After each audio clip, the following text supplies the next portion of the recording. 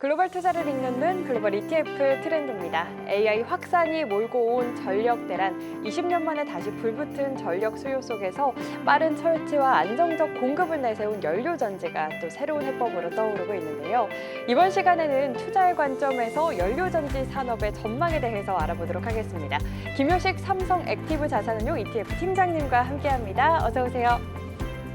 반갑습니다. 지금 저희 한 9월 이제 하반기도 많이 흘렀는데 상반기를 좀 살펴보자면 코스피를 제외하고 글로벌 증시가 조금 부진한 흐름이었잖아요. 그런데 다시 최근에는 미국 증시의 경우 사상 최고치를 경신하면서 강세를 보이고 있습니다. 그 배경을 좀 살펴보자면 AI, 그 데이터 센터형 전력 산업이 언급이 되고 있는데요. 최근 분위기 좀 어떤지 먼저 이야기해 주시면 좋을 것 같아요. 네, 말씀 주신 것처럼 올 상반기 같은 경우는 특히 이제 미국 증시가 글로벌 증시에서 가장 부진한 모습을 보였는데요.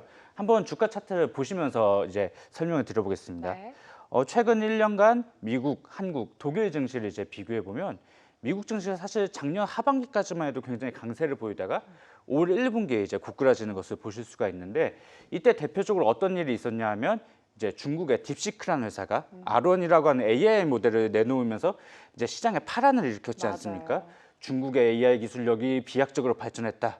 미국 AI 산업은 이제 끝났다라는 이런 공포스러운 코멘트까지도 이제 시장에 만연했었는데 사실 시간이 지나면서 그 약간 기우였다는 게 좀 밝혀지고 있죠. 그래서 나스닥 지수가 다시 한 4월경부터 가파르게 반등하고 있는 모습을 보이고 있는데 이번에는 한번 이제 나스닥 지수에서 각각 AI랑 전력 산업을 대표하는 엔비디아랑 GE 베르노바의 주가 차트도 한번 보시겠습니다. 네. 요 주가 차트 보시면 올 1분기에 그러니까 딥시크 사태나 이제 관세 전쟁 등이 격화되면서 이 특히 엔비디아랑 이제 GE 베르노바의 주가가 특히 많이 빠졌었는데요. 그 덕분에 이제 나스닥 지수도 같이 동반하라고 했었는데 지금 보시면 이제 GE 베르노바랑 엔비디아의 주가가 다 회복을 했죠. 네. 특히 전력 섹터의 대표 주자인 GE 베르노바가 주가가 아주 많이 오른 상황인데 저희는 하반기에도 미국 주식시장에서 이 AI와 전력 산업이 가장 중심이 되는 테마라고 보고 있습니다.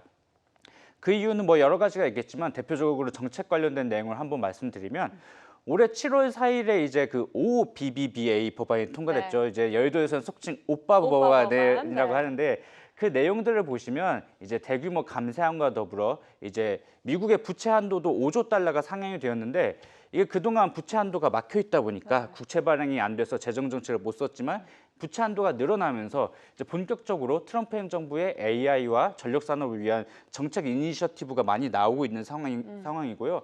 또 감세한 내용 중에 보시면 그 빅테크 업체들의 되게 수혜가 되는 내용이 있는데 예전에는 미국에서 R&D를 하면 그 비용을 자산화시켜서 한 4, 5년에 걸쳐서 나눠서 비용 반영을 했어야 되는데 이제는 그 당해년도에 바로 100% 비용 처리가 가능하도록 해줬습니다. 네. 그럼 이제 세전이익이 그만큼 줄어들면서 세금을 덜 내도 되거든요. 그러면 사실 이게 현금 흐름이 좋아지는 이슈라서 올 2분기 실적 발표에서도 보니까 이렇게 현금 흐름이 좋아질 것으로 예상이 되니까 대부분의 빅테크 업체들이 AI 산업에 대한 캐펙스 가이던스를 올리고 있어서 저희는 하반기에도 미국에서 AI와 이 전력 산업 가장 중요하게 보고 있습니다. 네, AI와 전력 산업의 이 투자 모멘텀이 다시 살아나면서 증시 상승을 이끌고 있다라고 이야기를 해주셨는데요.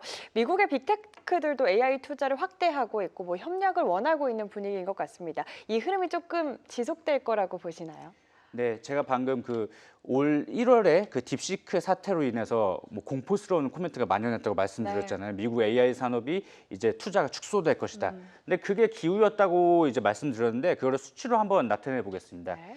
지금 보시는 차트는 글로벌 상위 11개 클라우드 사업자의 합산 캐펙스 증가율을 이제 모건 스탠리라고 하는 글로벌 투자은행에서 매월 이제 집계해서 보고서를 쓰는데 이 차트를 한번 설명드리자면 그러니까 2025년 캐펙스 증감률 전망을 시기별로 나타낸 건데 맨 왼쪽부터 보시면 작년 11월에 이제 25년 증가율을 추정했을 때는 25년에는 합산 캐펙스가 11% 증가할 것이다라고 네. 이제 전망했었는데 이게 시간이 지날수록 12월, 1월, 2월, 4월 이렇게 지날수록 추정치가 계속 올라갑니다. 그렇네요. 그리고 맨 오른쪽에 보시면 25년 8월 보고서인데 이게 이제 2분기 실적 발표가 대부분 끝났을 때거든요.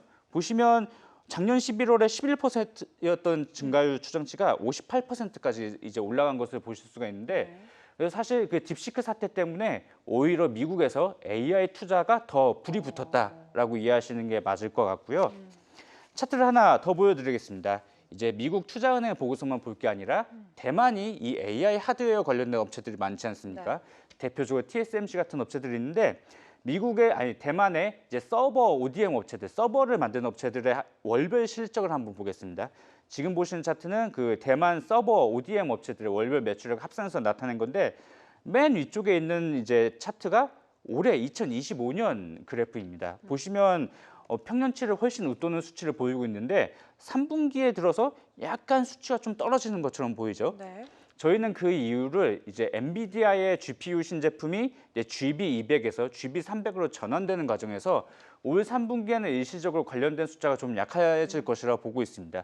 그래서 관련된 이제 종목들의 주가 조정이 일시적으로 발생할 수 있는데 저희는 4분기부터는 다시 GB300으로의 전환 덕분에 이 수치가 다시 반등할 것이라고 보고 있어서 올 3분기경에 이런 것 때문에 좀 주가 조정이 나타난다면 오히려 이제 저가 매수의 기회로 삼을 수 있지 않을까 그렇게 보고 있습니다. 지금까지는 이 AI 모델의 학습 수요가 조금 증가 추세였다면 최근에는 추론에 대한 수요가 굉장히 또 늘어나고 있다라는 이야기도 있잖아요. 최근 분위기 좀 어떤가요? 네, 사실 뭐 작년까지만 해도 AI 모델이 실제로 사용되기보다는 AI 모델을 이제 사용하기 위해서 개발하는 과정에서 그 학습 수요가 대부분을 차지했었는데 올해 들어서는 조금 변화가 많이 나타나고 있습니다.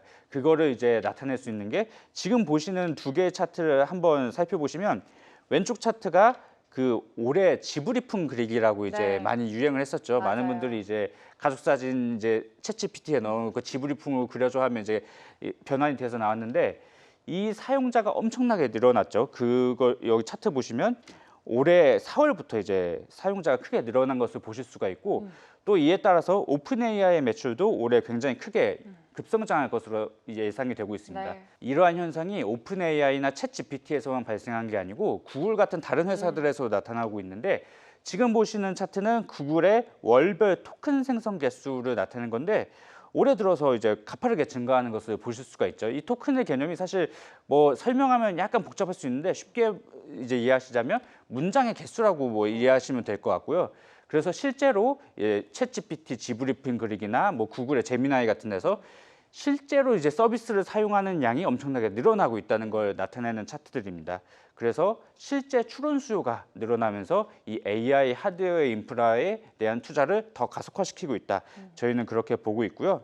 그래서 차트를 하나만 더 보여드리자면 지금 보시는 차트는 미국의 클라우드 빅4의 이제 클라우드 매출 성장률 추이인데 원래 클라우드 업체 빅3라고 하면 아마존, 마이크로소프트, 구글 이렇게 빅3라고 했는데 최근에는 오라클이 이제 메인 업체 축에도 못 끼고 있다가 이 AI 수요가 너무 늘어나니까 오라클까지도 이제 치고 올라오는 상황이라 최근에는 이제 오라클까지 합쳐서 빅4라고 이제 언급을 하고 있는데 보시면 이 클라우드 매출 성장률이 23년까지는 좀 떨어지는 듯 하다가 23년 중반의 기점으로 다시 좀 반등을 하고 있는데 그 이유는 AI 도입에 따라서 수요가 늘어나고 있다라고 이해하시면 되겠습니다. 네, 알겠습니다. 이렇게 차트를 통해 알려주셨다시피 빅테크들이 증설 경쟁에 나서고 있는 걸 보면 AI양 전력 수요 역시 지금보다도 앞으로 더 늘어날 것이다라는 걸 알 수 있을 것 같은데 우리 팀장님께서는 AI의 최대 변수는 칩이 아니라 전력이라고 보시는 걸까요? 네, 사실 칩은 지금 엔비디아가 뭐 천상천하 유아독존 거의 짱을 먹고 있습니다만 사실 엔비디아와 경쟁하는 업체들은 여러 업체가 있죠. 예컨대 뭐 브로드컴이 구글이나 메타 같은 업체랑 에이지 그러니까 주문형 반도체에서 지금 선전을 하고 있고 AMD도 아직은 엔비디아에 밀립니다만 열심히 신제품을 출시하면서 따라오고 있기 때문에 칩은 시간이 갈수록 조금씩 공급 부족이 완화가 될 것이라 보고 있는데 지금 가장 중요한 것은 전력 부족 사태입니다. 그래서 이 AI의 발달이 미국 전력 산업에 어떤 영향을 나타내는지는 미국의 발전량 추이를 한번 보시면 될 것 같은데요. 지금 보시는 차트는 이제 미국의 연도별 발전량 추이를 1950년부터 2024년까지 나타낸 것인데 보시면 2008년 금융위기 이후에 미국의 발전량 추이는 거의 정체가 됩니다. 이제 금융위기 두드려 맞고 경제가 안 좋아지고 제조업체들도 뭐 중국 같은 데로 많이 빠져나가면서 발전량이 좀 정체가 됐었는데 최근 들어서 이 발전량이 다시 좀 증가하려는 이제 모양새를 보이고 있죠. 네. 저희는 향후 몇 년간 미국의 이 발전량 증가 추이는 연평균 5% 내외의 성장률로 회귀할 것이라고 보고 있는데요. 그 전력 수요 드라이버를 이제 한번 살펴보겠습니다. 그 다음으로 보여드릴 차트는 2023년부터 2028년까지 미국에서 새롭게 발생하는 전력 수요에서 각 섹터가 어떤 비중을 차지하는지 베인앤컴퍼니의 이제 보고서를 인용해서 설명을 드려볼 텐데요. 베인앤컴퍼니에서는 23년부터 28년까지 미국 신규 전력 수요에서 데이터 센터가 44%, 그러네요. 이쪽이 AI라고 보시면 될 것 같고요. 이 레지덴셜 주택용이 여기에 이제 전기차가 포함되어 있습니다. 이 레지덴셜이 27%, 매뉴팩처링 이제 제조업 리쇼어링이죠. 이쪽이 17%로 이제 차지할 것이라고 보고 있는데 역시나 여기서도 AI 쪽이 큰 전력 수요 이제 드라이버가 되고 있다라고 이해하시면 될 것 같습니다. 그 차트를 하나 더 보여드리면 최근에 미국에서 데이터 센터가 많이 지어지는 지역은 특히 동부랑 남부 지역인데요. 이 지역의 특징들이라고 하면 천연가스 생산이 많다 보니까 가스 발전소가 많아서 데이터 센터들이 선호하는 지역들인데 그래서 미국 동부 지역의 전력 수요 차트를 한번 보여드리겠습니다. 요거는 미국 동부 지역의 대표적인 전력 개통 운영자인 PJM 인터커넥션의 전력 수요 전망인데 요 차트에서 이 아래쪽에 있는 파란색 선이 24년 1월 전망치고요. 네. 그 위에 있는 연두색 선이 올해 25년 1월 전망치인데 전망치가 크게 상향되는 것을 보실 수가 있죠. 네, 급격하게 올라갔네요. 네, PJM 측에서는 아마 향후에도 전력 수요가 추가로 이제 상향될 가능성이 높다라고 언급하고 있어서 이 AI 산업의 발달이 특정 지역들 거의 미국 전역에서이지만 남부나 동부에서 특히 전력 수요를 크게 증가시키고 있다라고 이해하시면 될 것 같고요. 그리고 이거를 심플하게 볼 수 있는 게 또 전기로지 않겠습니까? 네. 전력수가 늘어나면 당연히 전기료가 올라갔을 것 같죠? 그렇죠. 한번 살펴보겠습니다. 지금 보시는 차트는 미국의 도시평균 전기료, 그러니까 뭐 주택용 전기료죠. 그거를 1978년부터 2025년 7월까지 나타낸 것인데 이 차트 보시면 아시겠지만 지금은 역사적 신고가를 계속 경신하고 네. 있죠. 특히 올해 6월 같은 경우에는 전기료가 전월 대비 4.4%, 전년 대비로는 6.7% 급등을 했는데 최근 추세를 보면 이제 전력 공급이 점점 부족해지고 있기 때문에 한 번 올라간 전기료는 잘 떨어지지 않는다. 네. 근데 사실 이렇게 전기료가 올라가면 미국 정치권에서도 부담이 분명 되겠죠. 그렇죠. 민초들의 삶이 힘들어지니까요.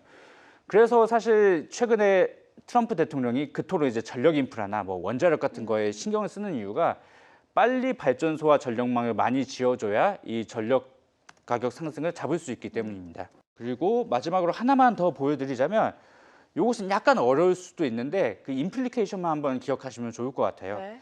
아까 말씀드린 동부 지역의 개통 운용자인 PJM이 1년에 2번 정도 용량 시장 경매라는 것을 하는데 지금 차트를 보시면 이 용량 시장 경매 가격이 25년, 26년에 급하게 이제 상승하는 것을 보실 수가 있죠. 이 용량 시장 가격이 무슨 의미냐면 PJM에서 발전사들하고 이렇게 계약을 하는 겁니다. 너네가 우리가 요청했을 때 24시간 중 언제라도 전력 공급을 하는 대가로 너네가 실제로 발전소를 돌리든 말든 발전소 메가와트당 뭐 예컨대 $300를 그냥 매일 주겠다라는 이제 개념의 계약이거든요.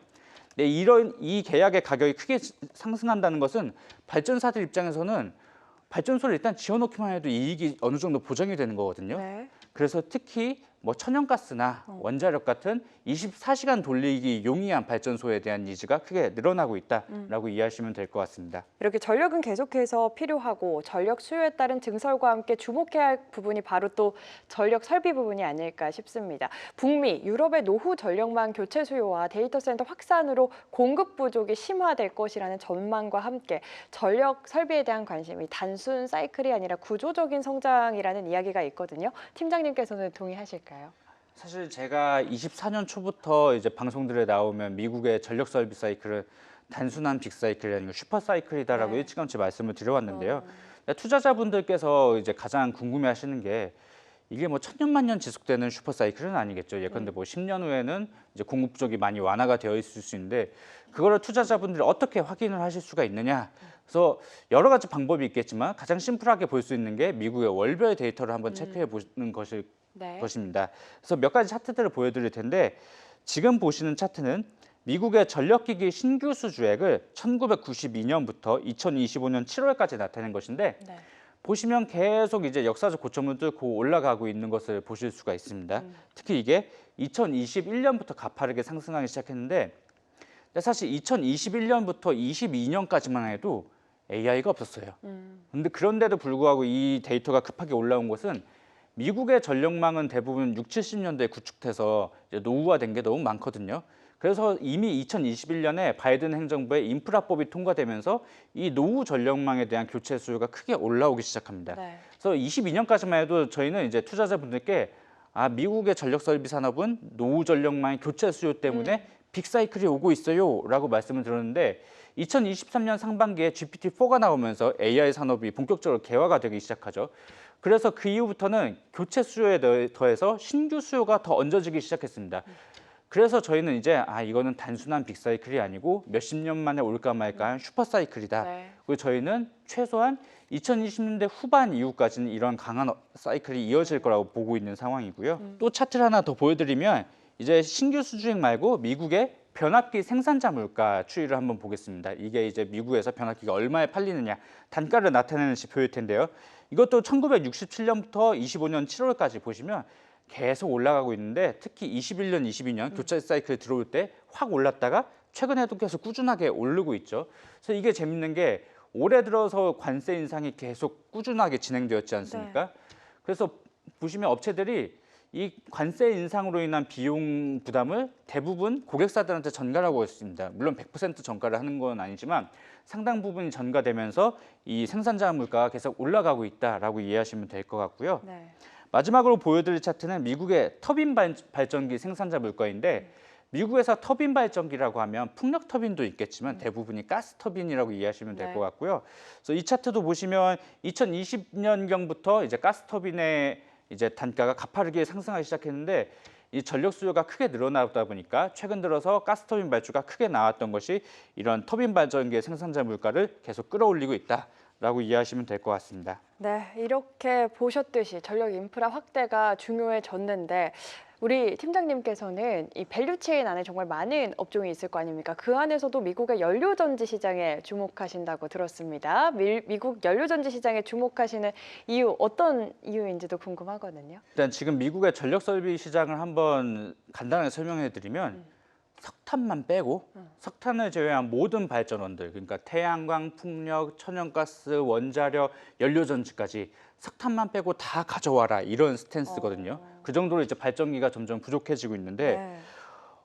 거기에 이제 연료전지 시장을 특히 좋게 보기 시작한 것은 여러 가지 요인이 있는데 일단 정책적인 것부터 한번 살펴보겠습니다. 제가 이번에 올해 7월 4일에 그 오빠 법안이 통과되면서 IRA 수정안도 같이 통과되는데 그 IRA 수정안의 내용이 상당히 많아요. 근데 그걸 최대한 한 장으로 요약을 해보았습니다. 네.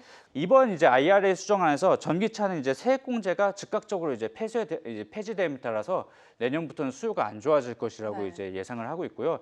이쪽은 어쩔 수 없이 좀 아쉬운 부분인데 사실 생각해 보면 지금 AI 데이터 센터에 쓸 전기도 모자라는 상황인데 전기차 촉진책을 쓴다는 게 사실 양립하기 어려운 정책이라고 저는 그렇겠네요. 이해를 네. 하고 있고요.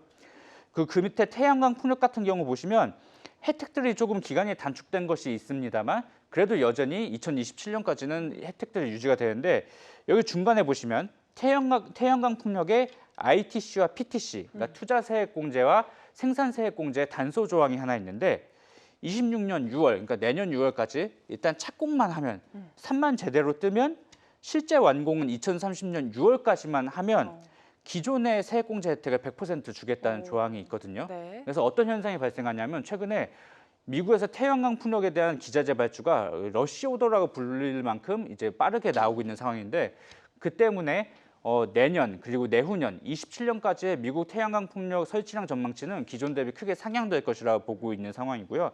그래서 이 IRA 수정안이 반드시 나쁜 건 아니다. 재생에너지 쪽에도 네. 그렇게 이해하시면 될 것 같고 이 ESS 그러니까 대부분 배터리죠. 배터리 에너지 저장 장치 같은 경우에는 워낙 중요성이 높고 또 이제 탈중국을 해야 되는 니즈가 크다 보니까 이쪽은 혜택들이 그대로 유지가 됐습니다. 그래서 이쪽도 굉장히 긍정적이라고 보시면 될 것 네. 같고 근데 이번 법안의 최대 승자는 연료전지라고 보고 있는데 제가 여기 연료전지에 보시면 밑에 괄호치고 사실상 가스 발전소라고 써놨죠. 네. 근데 아마 의아하실 거예요. 이 에너지 섹터를 오랫동안 보신 분들은 연료전지 그거 수소로 돌리는 거 아니었어? 라고 생각하실 텐데 원래는 수소로 돌리는 게 맞았죠. 왜냐하면 바이든 행정부 때 연료전지의 투자 세액 공제를 받기 위해서는 탄소 배출량 규제를 충족시켜야 했기 때문에 수소로 돌렸어야 되는데 여기 읽어보시면 이게 조항이 좀 바뀌었습니다. ITC를 받기 위한 조건에 탄소 배출량 규제가 없어지고 외국산 부품 사용 제한 조항도 없어져서 네. 이제는 2026년부터 2032년 사이에 연료전지 발전소를 착공만 하면 이제 ITC 투자세액공제 30%를 받을 수 있게 됐는데 이게 왜 중요하냐면 탄소 배출량 규제가 사라지면 수소 대신에 천연가스를 넣어도 됩니다. 네. 연료전지는 가스로도 가동이 가능하거든요. 근데 미국에서 이제 수소 생산 단가가 높다 보니까 이게 연료전지의 약점이 되고 있었는데 그거를 수소 대신에 그냥 천연가스를 넣어도 되는 걸로 바뀌었기 때문에 발전 단가가 좀 크게 떨어질 가능성이 높다고 저는 보고 있고요. 연료전지에 대한 내용을 자세하게 더 설명드리기 전에 미국의 전반적인 발전 설비 설치량 추이를 한번 먼저 말씀드릴 네. 텐데요. 지금 보시는 차트는 2017년부터 2026년까지 미국의 발전원별 이제 발전 설비 설치량 추이랑 이제 전망을 나타낸 건데 2022년부터 보시면 미국의 발전 설비 대부분을 이제 신규 설치량 대부분을 차지하는 것은 태양광입니다. 태양광이 대부분이라 보시면 되고 태양광이 늘어나다 보니까 이제 ESS가 같이 늘어나고 있고 풍력도 육상 풍력을 중심으로 이제 꾸준히 증가 추세라고 보시면 되는데 그래서 사실 IRA 수정안이 아무리 뭐 불리하게 나왔다고 해도 이 추세가 변할 거라고 보지는 않고요. 근데 한 가지 좀 변화가 나타나는 부분은 미국의 가스 발전소 쪽인데 다음 차트를 한번 보시겠습니다.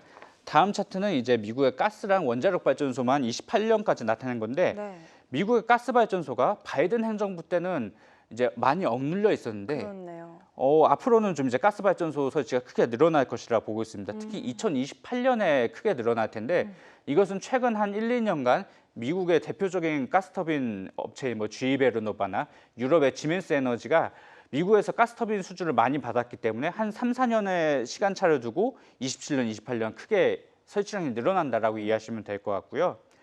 그래서 앞으로 미국의 발전 설비는 이 태양광, 풍력, ESS 그리고 천연가스 요 네 가지가 메인이 될 것이고 연료전지가 지금은 사실 통계에 잡히지도 않는데 네. 다크호스가 될 수 있다라고 보고 있는 상황입니다. 전력원 안에서도 연료전지의 장점 너무 궁금하고요. 사실 저희가 투자의 관점에서 봤을 때 연료전지에 어떤 점을 주목해야 하는지도 궁금하거든요. 지금부터 이제 연료전지가 갑자기 주목받게 된 배경에 대해서 특히 발전 단가랑 설치 기간 두 가지 측면에서 한번 살펴보겠습니다. 지금 보시는 차트는 미국의 에너지 정보청의 통계를 제가 그대로 따온 건데 네. 미국에서 신규 건설 발전소 기준으로 그러니까 현 시점에서 새롭게 발전소를 짓는다고 가정했을 때 그 IRA 텍스 크레딧 같은 그런 세액공제 혜택을 제외하고 순수한 발전 단가 추정치를 나타낸 거거든요. 지금 보시면 현 시점에서 미국에서 발전소 새로 지으면 가장 저렴한 것은 육상 풍력입니다. 그렇네요. 그 다음에는 유틸리티 태양광이 저렴하고 그 다음은 가스 복합 화력 발전소 그리고 그 다음은 태양광에다가 4시간짜리 ESS를 붙인 게 저렴하고 그 위로는 이제 원자력, 해상풍력, 그리고 단순 사이클 가스터빈 순으로 비싼데 지금 연료전지 같은 경우는 이 통계에 잡히고 있지는 않지만 올해 3월 모건 스탠리 보고서 등을 종합해 보면 이 발전 단가가 원자력하고 단순 사이클 가스터빈의 사이에 위치하는 것으로 저는 파악을 하고 있고요. 근데 이제 IRA 수정안을 통해서 수소를 안 넣어도 되고 천연가스를 넣어도 되는 것으로 바뀌었기 때문에 이 발전 단가는 좀 더 떨어질 것이라고 저는 보고 있는 상황이고요. 네. 지금까지 이제 발전 단가에 대한 얘기를 드렸으니까 한번 설치 시간에 대한 논의를 해보겠습니다. 사실 이 발전소의 설치 시간이 중요해진 것은 이제 최근에 들어서인데요. 왜냐하면 미국에서 원래 가스 발전소를 발주를 내면 2010년대 같은 경우에는 한 3년 정도면 완공이 가능했거든요. 네. 근데 지금 대형 가스 발전소 발주를 내면 한 5에서 7년 정도 기다려야 됩니다. 그래서 이게 기간이 너무 늘어나다 보니까 빨리 건설할 수 있는 발전소에 특히 빅테크 업체들이 많은 프리미엄을 이제 지불할 용의가 있는데요. 그걸 나타내는 게 지금 보시는 차트인데 요거는 이제 25년 3월에 모건 스탠리의 보고서를 제가 따온 건데 이걸 어떻게 보는 거냐 하면 이 가로축은 X축은 이 GPU AI 가속기의 경제적 이제 수명 연한을 나타내는 거고 이 Y축은 이제 발전소의 이제 파워 프라이스 프리미엄, 그 전력 가격 프리미엄을 나타낸 건데 이걸 설명드리자면 이런 겁니다. GPU의 수명 연한이 6년일 때 만약에 가장 아래에 있는 차트가 발전소를 2년 빨리 가동할 수 있다. 네. 다른 지역보다 2년 빨리 가동할 수 있으면 100% 가까운 프리미엄을 지불하겠다는 거고요. 네. 맨 위에 보시면 만약에 다른 지역 발전소보다 5년 빨리 가동할 수 있다. 그러면 250%의 프리미엄을 제공하겠다는 거예요. 그러니까 똑같이 가스 발전소인데 A 지역에서는 5년 빨리 가동 가능하다. 그러면 B 지역보다 250% 비싼 가격을 지불하겠다는 거거든요. 네.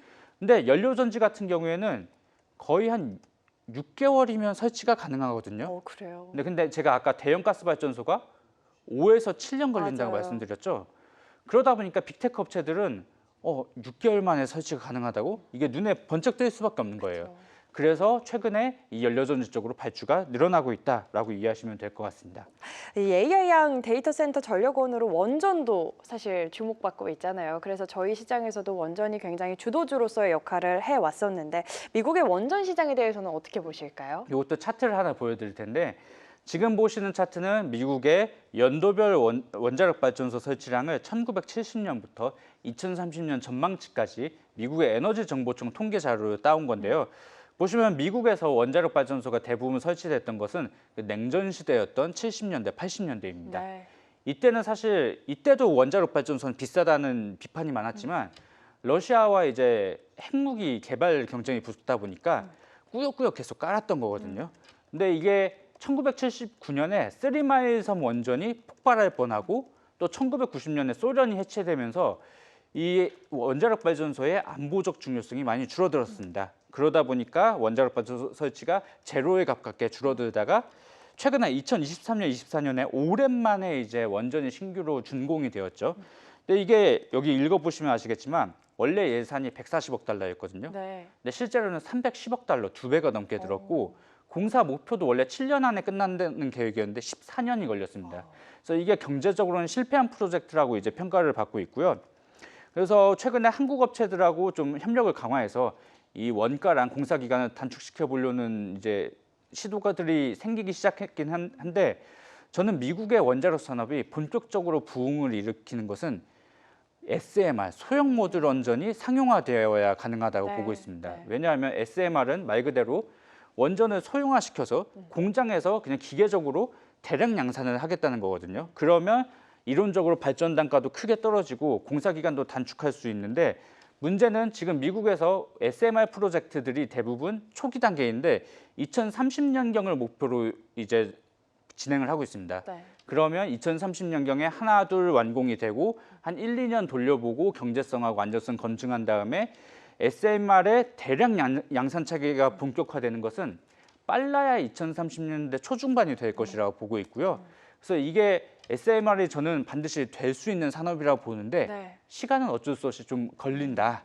그래서 투자하시는 분들도 이 시간 가치도 반드시 고려하셔야 될 것 같다. 그렇게 말씀을 드리겠습니다. 네, 원전 SMR도 물론 좋지만 조금 길게 봐야 하는 부분이 있다 이야기를 해주시면서 AI 데이터 센터로 인한 전력 수요 급증으로 주목해봐야 할 쪽, 이 시간도 적고 이 비용도 절감할 수 있는 연료전지에 대해서 오늘은 이야기 나눠봤습니다. 세계를 잇는 투자 글로벌 ETF로 쉽고 안전하게 오늘 글로벌 ETF 트렌드는 여기까지입니다. 다음 시간에는 연료전지와 관련한 투자 방법에 대해서 더 깊고 자세한 내용 알려드리도록 할 테니까요. 다음 시간에도 꼭 함께해 주시길 바랍니다. 오늘 좋은 말씀 감사합니다.